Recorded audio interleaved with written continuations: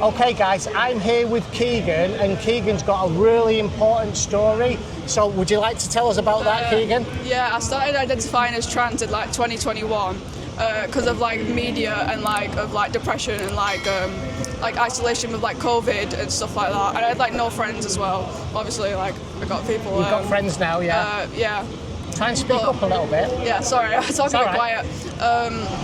But then, I don't know, I started being like I cut my hair in 2022, and then I got a binder, and then like that affected like my chest and stuff. What did it do to your chest? It just like, it wasn't like healthy, and I didn't wear like bras and stuff, so like messed up my chest. But I'm like, gonna get that sorted and stuff. It's messed up your chest, did you say? Yeah, like. What's it done to it? I don't want to explain it, but yeah. You can hurt your ribs as well. Like, rib cage. yeah, like that happened, and I wore it like not safely, so like to sleep and for hours and hours because I like had like dysphoria. So like that's why I wore it and stuff. But like for a few months, I've been like, I don't want to change myself, and like I felt more like shit about myself because of, I don't know, I felt like I had less friends and stuff too. And I started like taking antidepressants and stuff, and then I started feeling a bit better. Right. Did when you said you had no friends and you were isolated and you went online? Yeah. What specific sites did you go online and tell me about your experiences in that? I went on like TikTok and stuff, and that was mainly like the part of like the trans stuff, and like a lot of people like these days I've turned like into trans because of like social media, or like I've been influenced by it. So I got like hate online a bit, but like I used to just like tell people I was trans and stuff, and like I don't really know how to explain it, but like it doesn't feel like me anymore, or like I don't know, I feel like disconnected by it, and I wouldn't want to go back to like the place that I was in. Yeah, of course. So when you went online, did you feel like everybody, when you went on these, I take it you went on these pro-trans kind of forums? People push it a lot on TikTok. Did you find like that they were supporting you and they were friendly and wanted to bring you into the group? Yeah, but now I don't feel like they're as like friendly, and like I see a lot of like trans people, or like people like in general, be quite like hateful, especially towards people like you. I've seen you like you got thrown and you know, stuff like that.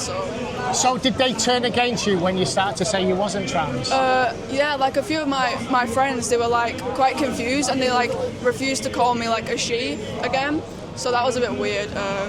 But yeah, they called me a she and stuff. But like some of my friends that I ended up gaining over time were like refusing to call me a she again. They're just calling me a he, and some of them still do that, which I find a bit weird.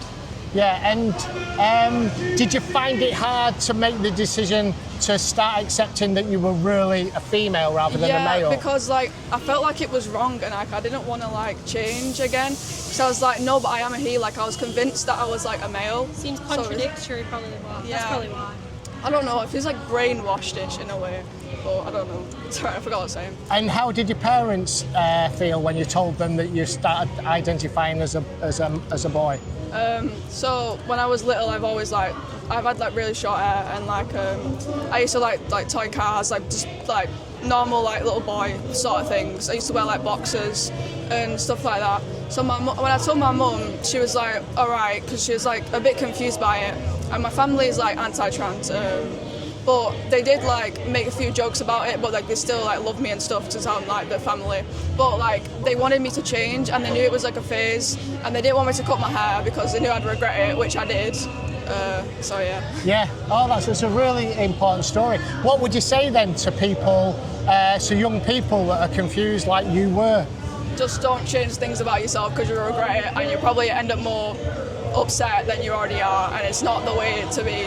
And like I don't think like trans stuff is like real in a way, and I'm not saying it to be hateful or anything. It's mainly mental health based, which is, in my experience, I think it's mental health. Yeah. Have you come off those antidepressants now? Yeah, I've come off them. That's but good. I'm gonna start some again because like, I might start them again, but also it like messed up my memory a bit. But I might start them again, but I am getting a bit better. So I would say look for something else other than medication, maybe get outdoors a lot like you are, do some sports or activities, because that's a really good antidepressant. Yeah. It really is. Well, yeah, I think it's I can do other stuff like that rather than like focus on like medicine and stuff now. Like you said, like go outside and stuff. Yeah. So because we're on another video now, guys, just tell me a bit about your school again. So basically, with our school, it was like teaching us stuff about transgenderism and whatnot. Saying it was like, all right, and people can change their gender, people can do whatever they want, and stuff like that, which is kind of a bit odd, because like, if someone wanted to commit suicide, you would go, oh yeah, go ahead, just because it's what they want to do. It's still bad for them, just because it's bad, just because you feel good about it, doesn't mean it's good for you overall, if you know what I mean. So the school actually mentioned suicide? No, not suicide, but like, I'm just using an example because, like, if you get what I mean, like, suicide isn't good for you, obviously, but some people feel like they need it or they want to do it, and I think that's exactly like transgenderism. That's basically, they were saying, if you want to be transgender, go ahead, do what you want, and all this stuff, right? Then there also was like LGBTQ club where they were like saying, LGBTQ club? Yeah. So we had at dinner times and stuff like that. Every school has an LGBTQ Pretty club? much, yeah. Wow. Mine, I went to it once because I was going to the library to get a book, and that's where it's held. And there's a lot of people actually in there. There's a lot of like LGBTQ people in there, and I knew a few people, and I was honestly confused by a lot of people turning like, you know, trans that I knew, because I knew most people as girls before, and they'd all suddenly turned into boys, and it really confused me, and I didn't know what to call them, I didn't know how to address them, and I felt bad not calling them that because that's what they want, and I want to make them happy. So I just thought, I can't talk to you anymore. I feel bad not calling you that, but I also don't stand by it, so I can't continue the friendship if you're gonna be like this, if you're gonna keep changing your name, if you're gonna keep changing like your gender. It confuses me, and I can't deal with it if I'm friends with somebody. Yeah, so it's having a psychological impact even on people that aren't identifying as that. Because it's confusing you. Yeah, I did maybe lose a few friends. I can make it really simple for you, right? There are only two sexes, male or female. Even if somebody says, well, what about intersex? That's a disorder of sexual development. Yeah. Even people who are intersex are either only male or female.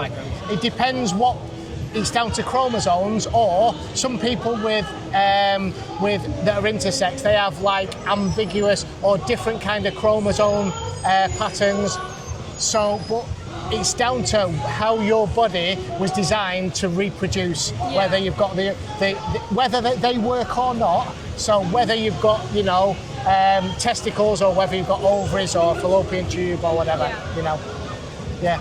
Anything else you want to say, guys? That's been amazing. No. Thank you for following the channel. Can I ask you something? Yeah, go on.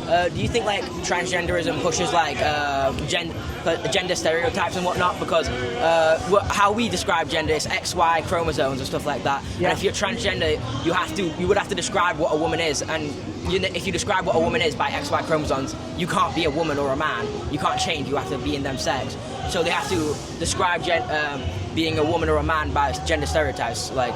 Yeah, well, so that's the idea of gender being a social construct, right? And this is the difference. They conflate sex and gender. As I was growing up, gender used to always used in the same context as sex. Yeah. But now what they're saying is sex is rooted in biology that can't change. Gender is a social construct. Gender's about performance. So you said, Keegan, that you like to, you know, do boys stuff. So that's a social stereotype. So climbing trees, or playing in the mud, or playing with cars, that's a stereotypical boys thing to do. Whereas wearing dresses and playing with dolls is a female social stereotype. If you wanted to wear a dress, that's a female. But don't they say these like gender stereotypes are bad, but then they have to like push the gender stereotypes? Yes, that's it. Yeah, so it's so confusing. Yeah, because they're regressive. You know, you should be allowed to express yourself how you want, as long as it doesn't adversely affect anybody else. So you can, if a man wanted to identify as a woman, well, that's fine, but you're still a man and you're not allowed in women's spaces. That's where the problems occur. You shouldn't be going into women's sports. So it's all about regressive social stereotypes. A man identifying as a woman is like an over-feminized woman, you know. they literally have, you know, they might have long blonde hair, wear the dresses, and talk feminine, and it's completely regressive. Yeah. Absolutely. Actually, I had a friend who identified as a boy and used to go in the boys' toilets or the girls' toilets. And I said, you can't go in both toilets. And I said, you can't go in both toilets. Yeah. Like it's going to Should make come people over here a little bit uncomfortable. to this, yeah. It's going to make people uncomfortable either way. Whether you go in each toilet, you're going to make the boys uncomfortable. You're going to make the girls uncomfortable. You can't do that. I don't know. Just got really angry at me. Yeah. I don't know what to call them. It confuses me.